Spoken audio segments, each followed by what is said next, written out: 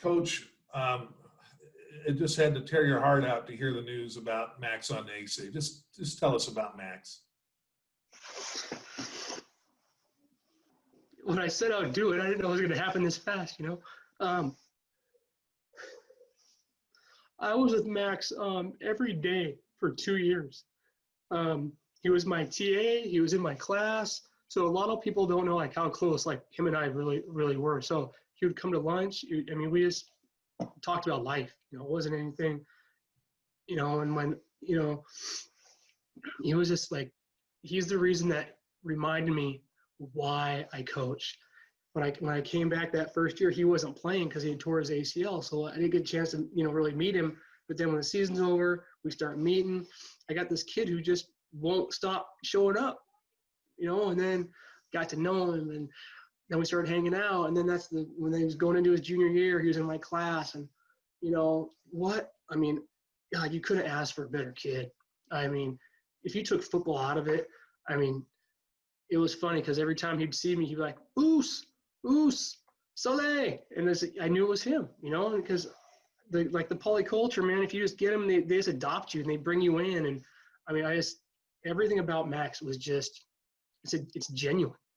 He was never fake. He was just a genuine kid. And everyone will talk about his smile and everyone will say that, but he was probably the most genuine, big-hearted kid that you'd ever meet. And he would always put himself second for anything. And I tell you what, he loved his brother.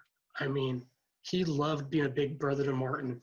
And it was just like, it was so much fun to see. And to see them on the field together, you could tell just everything about him was just selfless. He was like the most selfless kid I've ever coached. And he knew, and he could talk about anything, and he could talk to anybody. He could walk on any side of the fence you'd need him to walk on, and Max is going to fit in anywhere. And it's just devastating. It was just, when I heard, I just couldn't, my first things when I had all these phone calls. I was outside building this rock wall, and I came back in, I had all these phone calls from all my former players, and Coach, you hear about Max? I was like, what are you guys talking about? And then he drowned, he's dead. And I just couldn't gather. I couldn't think, I couldn't process. And I was like, Max is dead. And so it's still hard. It's still hard. Even I can't, just every day for 2 years, that kid and I just got tight, and it was hard. It was just, I miss him. I do miss him. I think about him a lot. You could just tell how he played it. I could see how he played in that Yelm game. And we went back when we got the news. I looked and we put up one of his plays when we heard the news, and I went back and I don't remember. We were talking about him being player of the game. I think it was in the Elm game because he caught so many dang passes late. Just what did he mean to the Blazer football team, and what did it mean especially last year in helping turn that 0-4 around into a serious run at the playoffs? Max was just positive through everything. And, he always would defer to somebody else. And it's because he thought that's what a good teammate did. And it is. It's what a good teammate does.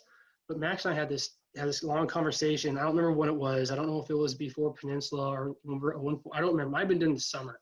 But we're just sitting down talking, and it goes against everything in Max's core. And I just said, Max, it's okay to have individual goals. It's okay to be selfish sometimes. And I asked him, I said, what do I coach? What do I want? And he goes, Coach, you want dogs. And I said, dogs want to eat, Max. And I said, if we want to win, if we want to do these things, you got to want the ball sometimes, man. You just got to say, Coach, give me the ball. And then all of a sudden, somewhere along the line, Max started saying, give me the ball. I can make this play. I got this. Let's do this. I got it. And it was always in the time when we needed it, And Max was that kid, sometimes your best leaders lead from behind until you need them. And that's what Max was. Max was always the kid pushing guys. He was we had a saying, push, don't pass. Never pass your teammates. And Max was always pushing his teammates until they really needed him. And he stepped up. I mean, he stepped up in big games. I mean, the guy wasn't like big in stature, you know, but he would catch everything. He was fearless, you know. I think every time he caught a ball, his mom might have freaked out because of his knee. But I mean, he was just fearless. And that's when we had that conversation, he started to realize it's okay. By me wanting something, it's not saying I don't love you guys. It's just I know I can do it. You know, he just started taking on different mentality. That's tremendous. He was headed to Arizona State. He wasn't going to play football though, was he? Or no, you know, I think he was gonna try and walk on. He had dreams to try and walk on, but he was gonna be a physical therapist. okay, And he would have been hell of a physical therapist, man. That guy, he knew his body, he knew how to lift, he knew how to eat, he took care of himself. Yeah, that kid, I mean, yeah. he was a smart dude too.